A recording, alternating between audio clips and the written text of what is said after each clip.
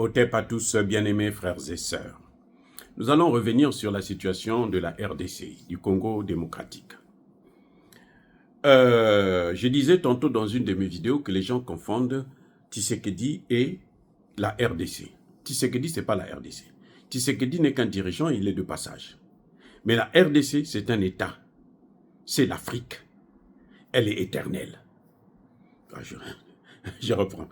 Tshisekedi n'est pas éternel. Chez nous, on dit mandat paix et silaka. C'est-à-dire, Tshisekedi, à un moment donné, où il va quitter, il va perdre le pouvoir. Il ne sera plus au pouvoir. Par les urnes, par la maladie, par la vieillesse, par la mort, par tout. C'est comme au Gabon, c'est comme au Congo-Brazza, c'est comme au Cameroun. Le mandat, là, ça finit toujours. Mais le pays, là, ça finit pas. À moins que les Américains viennent écraser tout et puis prendre comme ils ont fait à l'île de Chagos. Donc, ne confondez pas Tshisekedi à la RDC. Vous pouvez haïr Tshisekedi, mais au moment où nous parlons, ce qui est important pour tout panafricaniste sérieux, pour tout Africain qui comprend les enjeux de la situation du Congo, c'est de soutenir la RDC. Même si on n'aime pas Tshisekedi. Ce que nous avons à faire aujourd'hui, c'est ça. Maintenant, parlons de Tshisekedi. Comment Tshisekedi est arrivé dans cette situation? Tshisekedi arrive, vous avez suivi, quand Kagame avait pris Goma en 2012, une semaine, 10 jours après, ils ont repris, sur la base des négociations. Il veut prendre Goma là, pour faire le même scénario de 2012. Et qu'est-ce qui s'est passé en 2012? C'est que quand il prend Goma, Kabila négocie avec lui. Kabila, qui est de, je vous signale d'abord, qui est un Rwandais, il négocie avec lui. Et qu'est-ce qu'il fait? Il prend tous ses militaires, ceux qui soutenaient le M23, il les introduit dans l'armée congolaise. Voilà là où le mal a commencé. Et, avec quelques Congolais qui servent de paravent, hein, de cheval de Troie, on les introduit dans l'armée, on les introduit dans l'administration. Ça s'est passé, Kabila a fait ça au moins 3 fois, des négociations où la finalité, c'est faire introduire les Rwandais dans l'armée congolaise, dans l'administration congolaise. Et quand il finit de faire ça, à ce moment, il change de nom du mouvement. Ça prend un autre nom, et puis on reprend à zéro. Après, on force encore. Le même Kagame demande, il faut qu'il y ait des négociations avec ce groupe. Là, quand c'est comme ça, on l'appelle groupe armé. On l'appelle groupe armé. Après, bon, ok, il faut négocier avec le groupe armé. On les introduit, ainsi de suite.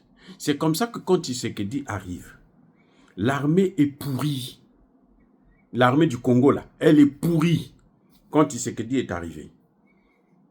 Près de 60% des militaires congolais étaient soit des Rwandais, soit des Congolais qui travaillent avec Kagame, qui travaillent pour Kagame.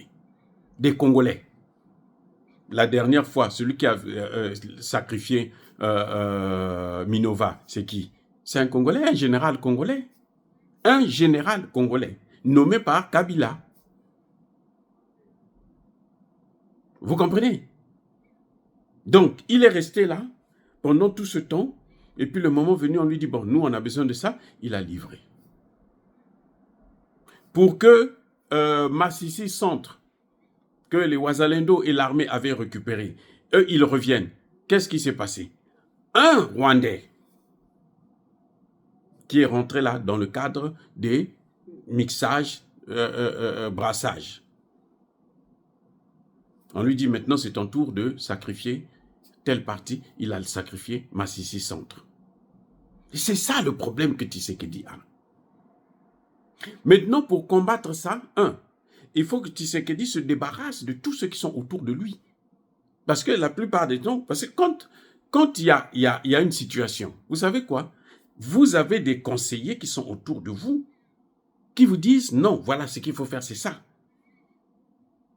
Et il y a des conseillers qui ont une certaine forme de pression, qui connaissent bien ces dossiers-là, qui sont déjà dans cette affaire-là depuis longtemps, ils savent comment vous pousser dedans. Moi, j'ai vu ça avec le président Pascal Lissouba. Quand Chirac vient avec des valises pour demander à Lissouba, donne-moi l'argent. Lissouba dit, mais cet argent que je suis venu prendre là, c'est l'argent, c'est un prêt. Moi, je veux rembourser ça avec intérêt. Donc, je ne peux pas te donner ça. Mets ça dans tes valises, tu pars avec. Non, je ne fais pas ça. Les conseillers autour de Lissouba qui disent, mais monsieur le président, si tu ne donnes pas là, tu auras des problèmes. Donne-lui l'argent là, si tu veux la payer. Tant pis que les programmes que tu avais fait pour cet argent-là, ça ne puisse pas marcher, mais on s'en fout, il faut lui donner l'argent, comme ça tu vas avoir la paix. C'est pour ça que vous voyez que quand on emprunte de l'argent en France, au FMI et autres, on ne réalise rien avec, on n'a que des dettes. Écoutez bien ce que je suis en train de vous dire. C'est à cause de ça. Parce que l'argent, là, quand ça vient, les Français, là, les hommes politiques français, ils viennent, il y a un mécanisme qui les permet de prendre tout cet argent et ce qu'ils vous donnent, vous ne pouvez pas réaliser un seul projet. Mali, Burkina, Niger réussissent parce qu'eux, ils ont trouvé un système pour contourner où on utilise des devises. On achète en devises, les devises pas le dollar, bien sûr, parce que si c'est le dollar, les Américains vont bloquer ça aussi. Donc, d'autres devises chinoises, russes et autres. Et puis, quand ils veulent faire des achats, ils achètent avec ces mêmes devises. Voilà le système. Donc, autour de Tshisekedi, il y a des gens qui sont là pour tout faire. Quand vous amenez une liste, bon, on va nommer des différents chefs de régiment, l'ambassadeur, et plutôt le chef d'état-major, le chef de commandement, ainsi de suite. Eux, ils sont là. Soit parfois, ils enlèvent certains noms, ils mettent d'autres noms, soit parfois. Ça dit que c'est une corruption, mais qui est à un niveau tel que Tshisekedi ne peut pas contrôler ça en 1 an, 2 ans, 3 ans. Ça demande du temps. Et ça demande un bon service de renseignement. Or, le service de renseignement lui-même, il est corrompu. C'est pour ça que moi, personnellement, je pense que Tshisekedi devait plutôt faire confiance aux Russes pour avoir un nouveau système de renseignement où les Russes devraient former eux-mêmes les gens avec le matériel russe. Mais si le matériel que vous utilisez, c'est le matériel américain, les Américains, tout ce qu'ils vous vendent, ils peuvent contrôler ça depuis les États-Unis ici. Attendez, je reprends. Les Américains. Vous voyez les F-16? Les F-16 là, chaque fois que vous voulez décoller avec, vous devrez avoir un code que les Américains vous donnent. Vous avez acheté, hein, c'est pour vous.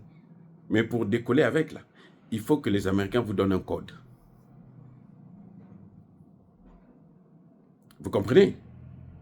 Pourquoi les Anglais et les Allemands français ne pouvaient pas donner l'autorisation à Zelensky de envoyer des missiles à longue portée? Parce qu'à l'intérieur, il y a une pièce américaine, et cette pièce américaine, vous ne pouvez pas l'utiliser sans l'autorisation américaine. C'est le jour que Joe Biden a dit, bon allez, moi j'ai plus d'armes pour lui donner, utilisez ça. C'est là que les Français aussi ont commencé à utiliser, les Anglais ont commencé à utiliser. Et puis, Dieu merci, que les Russes ont la parade pour ça. C'est inefficace. Tout ce qu'ils ont donné là, c'est inefficace. Donc, c'est ça le vrai problème que Tshisekedi a. Moi, ma préoccupation, c'est que Tshisekedi devrait lui-même faire comme Touadéra l'a fait récemment, Kaka Déby l'a fait. Kaka Déby est allé prendre seulement 150 Russes. Vous voyez comment les Français sont en train de partir? Ils ont tenté de le tuer, là, ça ne passe pas. Tout ce qu'ils ont fait, ça ne passe plus. Tshisekedi, lui, il préfère aller prendre des Roumains. Mais les Roumains, c'est l'OTAN. Qui conseille ce type? Les Roumains, c'est dit que c'est des nullards. Les Roumains, c'est l'OTAN. Ce qui est pire, c'est que Tshisekedi et son gouvernement, ils n'ont même pas un système de communication. Patrice Mouyaya, le ministre de la Communication, vous dit très bien que pour chaque Rwandais, il a au moins 500, comment dirais-je, comptes. Chaque Rwandais. Et tout ça, c'est pour la propagande. C'est pour ça que vous avez vu que non, aujourd'hui, on vous dit que Goma est pris, alors Goma n'est pas pris. Ce sont eux qui lancent l'information. Comme c'est tellement, ça envahit tout le monde, les gens pensent que c'est la vérité, alors que ce n'est pas la vérité. En tout cas, jusqu'à 0 heure, Goma n'était pas pris. Mais pourquoi on dit seulement Goma? Oui, c'est leur souhait, c'est ce qu'ils veulent. Kagame attend ça depuis, ça fait 3 ans que Kagame a dit je veux rentrer dans Goma. Il n'arrive pas.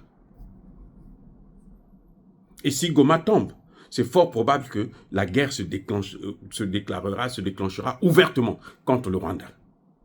Mais les Américains, les Occidentaux, pourquoi ils ont retiré leurs ressortissants? Mais c'est parce qu'ils savent qu'il y a un danger.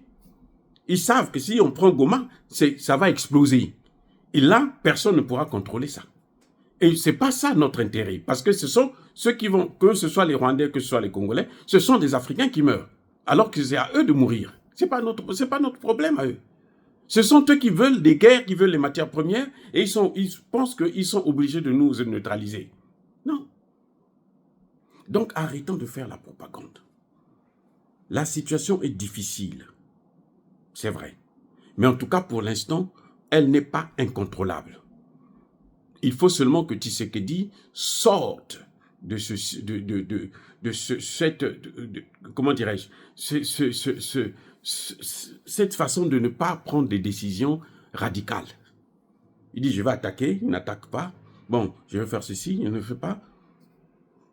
Et puis voilà. Donc, bien-aimés frères et sœurs, ce n'est pas aussi facile que ça.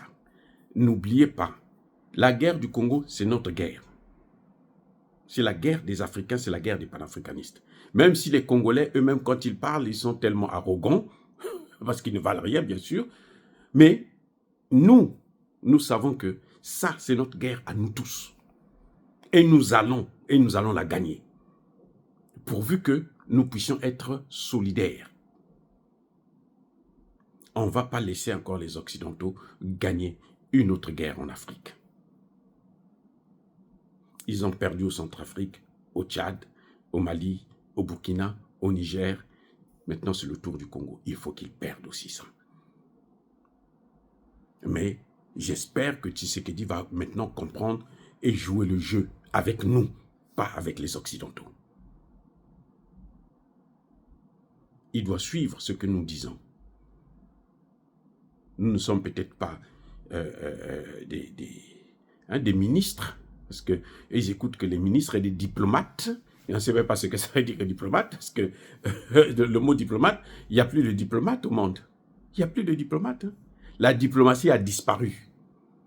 Vous voyez les Américains, quand ils viennent chez vous, la seule chose qu'ils savent, on va installer une base militaire. Ça, c'est la diplomatie. Soyez bénis, abondamment bénis par le Dieu de Kémité, par nos ancêtres angélisés, mais que tous ceux qui persécutent le continent africain, le pillent et le déstabilisent, qu'ils soient noirs, blancs, chinois, arabes, juifs, indiens ou qui qu'ils soient punis, maudits, foudroyés, neutralisés, écrasés, effacés par le Dieu de Kémité, par nos ancêtres angélisés. Vive l'Afrique éternelle, j'ai dit et j'assume.